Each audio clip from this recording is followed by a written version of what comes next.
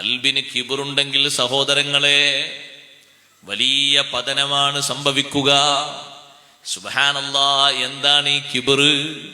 നബി സല്ലല്ലാഹു അലൈഹി വസല്ലം നിങ്ങൾ പഠിപ്പിച്ചില്ലേ, അൽ കിബ്റു ബത്റുൽ ഹഖ് വ ഗംതുൻ നാസ്.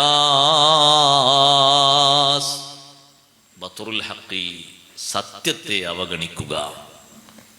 സത്യം മനസ്സിലായാലും ബോധ്യപ്പെട്ടാലും സ്വീകരിക്കാത്തൊരു മനസ്സ്.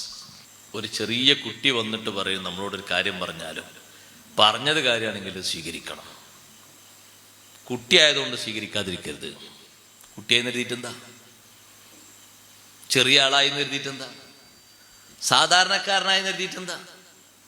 ആര് പറഞ്ഞാലും സ്വീകരിക്കണം.